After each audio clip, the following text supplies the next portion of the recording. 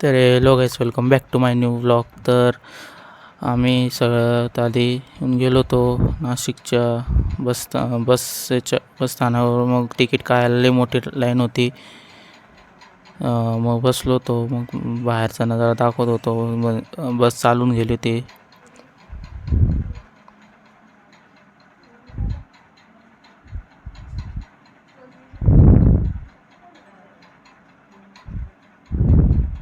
ते तिकडं आम्ही होतो ते नवीन हे होतं बस स्थानक. आणि आता हे सगळं आता आधीचं आहे, जुनंही आहे. ही खिडकी उघडत नव्हती म्हणून जितकं दाखवता येईल तितकं दाखवलं. मी आणि माझी मम्मी चाललो आहे सोबत गावाला. अक्षय तृतीय म्हणून चाललो आहे मी. कारण की व्लॉग का बनवत नव्हतो, कारण की जॉब बी करत होतो मी. जॉबमुळं मला व्लॉग करायला टाईम नाही आहे भेटत होता. म्हणून म्हटलं आता बनवून घेऊ. गावाला चाललो आहे तर टाकून देऊ आपल्या गावाकडे कसं राहणं आहे, कसं राहतात लोक. ते महाराष्ट्राच्या लोकांना माहितीच आहे, पण बाहेरचे बी लोक बघत असतील तर त्यांनाही दाखवून देऊ.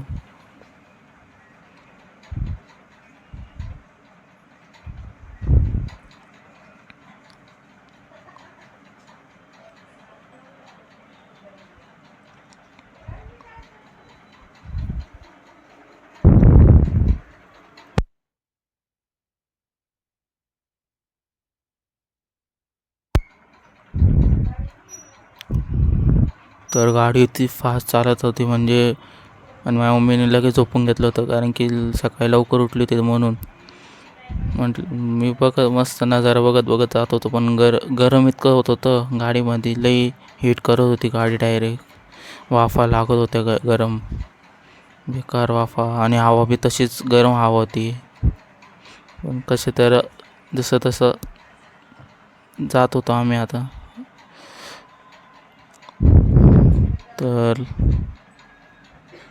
जाताना मस्त मस्त नजारे पाहिले, एकदम भारी मजा येत होती. मम्मी मस्त हसत मम्मीची झोप झाल्यानंतर मम्मी माझ्यासोबत पाहत होती मग बाहेरचे नजारे. मग मला भूक लागली होती, लावून गेली होती, कारण की सकाळचं काहीच खाल्लं नव्हतं. म्हटलं कुठं तर थांबेल, पण लवकर काही थांबवली नाही. पण आपलं पाणी पिऊन मस्त पोट भरून घ्यायचं. मम्मी कशी रागात पाहते. मम्मी लई खतरनाक आहे. अशी रागात पाहते माझी मम्मी. पाहणारच नाही मम्मी, पाहिलं तर लई रागात. म्हटलं आता थांबवत नाही. मग तेव्हा थांबवली, तेव्हा धाब्यावर. मग मिसळपाव खायला थांबलो होतो. भूक लावून गेली होती. मग जेवण झाल्यानंतर मग थोडं थंड पिलं. मस्त तंदुरुस्ती आली अंगात जेवण करून. मग काय पुढचा प्रवास तसाच चालूच ठेवला.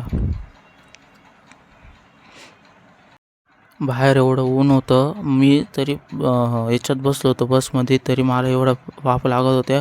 बाहेर ते काम करत होते त्यांना किती गरम होत असेल बापरे.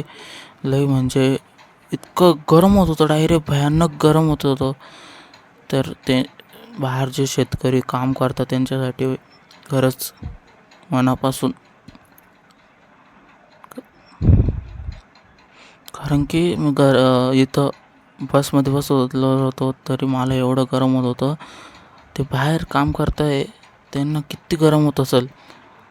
आणि आम्ही हळूहळू मालेगावला पोचून गेलो होतो. मालेगावपासून आमचं गाव धुळे हे काय अजून 20-30 किलोमीटर आहे. 20-30 किलोमीटर अजून प्रवास करायचा आहे आपल्याला.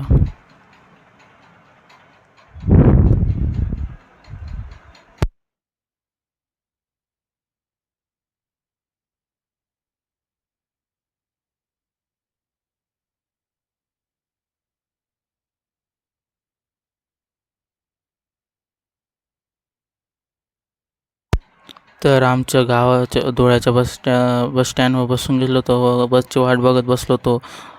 तिथं तिथं अर्धा मूड माझा खराब होऊन गेला, कारण की बस यायला अजून 1 तास का अर्धा तास बाकी होता. म्हटलं तेवढ्यात काहीतरी टाईमपास करावा. मग मी काहीतरी टाईमपास करत बसलो तिथं. मग बस भेटली गावाची. तिथून आमचं गाव, धुळ्यावरून आमचं गाव 5 का 6 किलोमीटर आहे. अजून 5 का 6 किलोमीटर लांब जायचं आहे. बाहेरचा नजारा पाहत चाललो होतं आपलं अजून.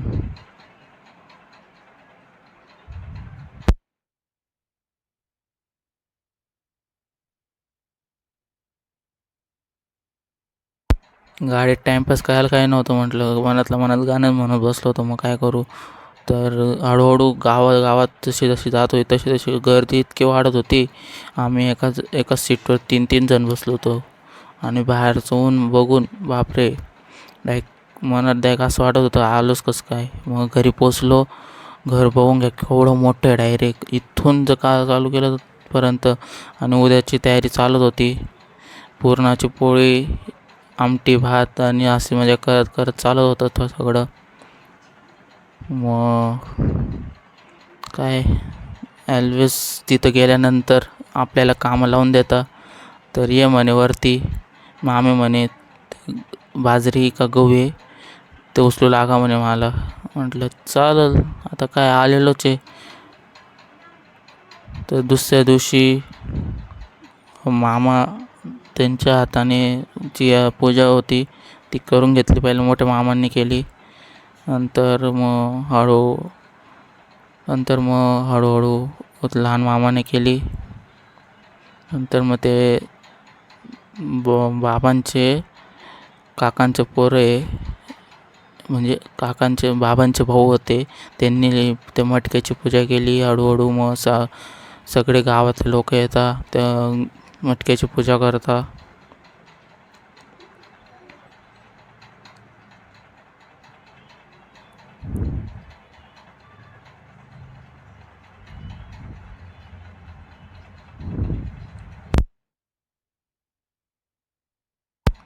त्या फोटोची पूजा केली, बाबांच्या फोटोची पूजा केली.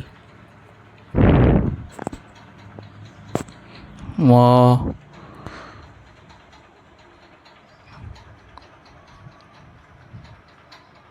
हळूहळू मग एक मला लहान मामांनी मी पूजा केली. मग हळू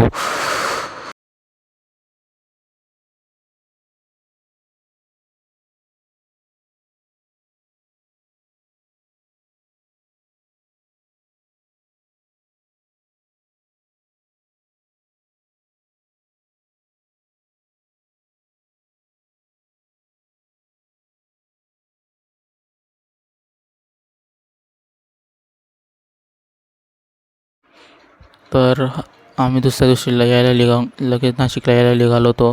तर हा व्लॉग आवडला असेल तर लाईक अँड सबस्क्राईब करून ठेवा. भेटूया पुढच्या व्लॉगमध्ये. Okay, bye.